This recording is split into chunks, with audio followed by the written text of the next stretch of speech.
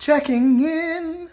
It's been a few months since I made my last post, and today I'm actually coming to you from out of my garage because I just felt like there's a lot of things that are on my mind and a lot of things I want to say, and it's not easy to come out and say it. First of all, I don't like being in front of the camera. I'm not the kind of person who likes to sit in front of camera and talk.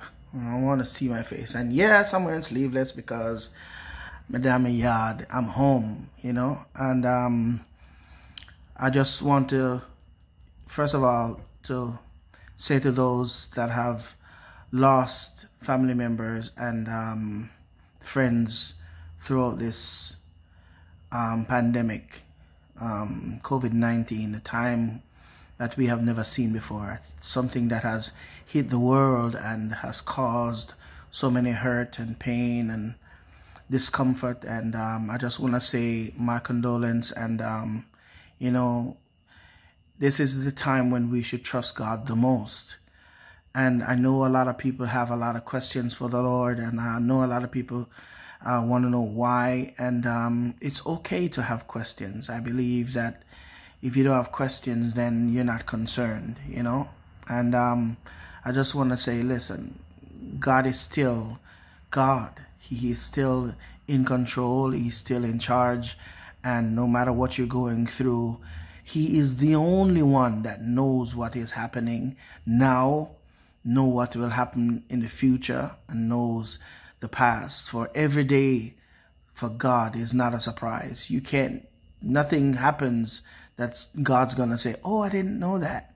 He's omniscient. He's all-knowing. And there's nothing you can do that, as I always say, you can't surprise God. The same way you can't keep any secrets from Him, the same way you can't really surprise Him. So everything that has happened, it must be that He allowed it to happen for a purpose and for a reason. In a radio interview a little bit more than a month ago, I was inspired to reflect on a scripture that said, if my people that are called by my name would humble themselves and pray and seek my face, then I'll hear from heaven and I'll heal the land. People have been praying, and I know that those who are prayer warriors have been praying, and those who are not prayer warriors have been praying. And God has allowed this to happen for a purpose and for a reason. Some people may say it is to bring people closer to God. Some people may have other things to say, but I just want to say God is still in control. And again, my condolences go out to those who have lost loved ones throughout this time. I want to say that I want to join with a lot of people that are saying, keep your social distance, and don't let others determine when you decide it is safe for you to go out. You make that determination yourself.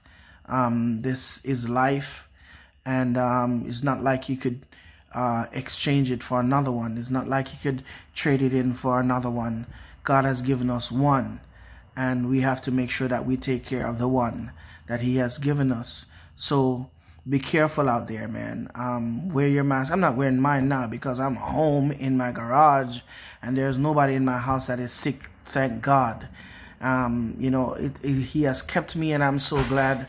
And just want to give God praise and glory. You see, my kid here trying to interrupt me, but I just want to say to everyone out there, be safe. And no matter what's going on, you have to still trust. Well, you don't have to trust God. You don't have to, because the government don't know what to do. Everybody that has money don't know what to do. Everybody who don't have money don't know what to do. So if you don't want to trust God, it's really up to you. I believe in my heart that the only way out, the only thing that can keep you mentally stable when you're quarantined is the fact that you're trusting God to make a difference. So if nobody else have an answer, scientists don't have an answer, if governments don't have an answer, and you don't want to trust God, then you're in a poor shape. You're in poor shape. This is a time when you have to trust God, because nobody else have an answer. The only person that have an answer is Jesus Christ. So this is a perfect time to put him to the test. Allow him to work in your favor. Go to him in prayer. Talk to him. And there are things that you might not understand, but I'm telling you right now that the only way we can survive this, and we can survive this, we will survive this. We will survive this. We're going to look back at it and say, do you remember the time when? Yes, you're going to look back at it and realize that it was just something else that we were going through, and we made it through. I heard a prominent preacher said something, and I took it to heart. He said that if I don't get the virus, then God protected me. If I get the virus and I recover, then God has healed me. If I get the virus and die, then I'm with God. I'm saying to you, don't get the virus, But if you think about it, everything that happens, God allow. And if you trust him, then you will make it. You are going to make it. You are going to make it. Sometimes you got to tell yourself, you know what? I'm going to make it through this. I'm going to make it through this. No matter how much you're hungry, no matter how much you're naked, no matter how much you're tired, no matter how much you're frustrated, no matter how much you can't take the house no more, and you just want to get up and go somewhere, you can make it. Hang on in there.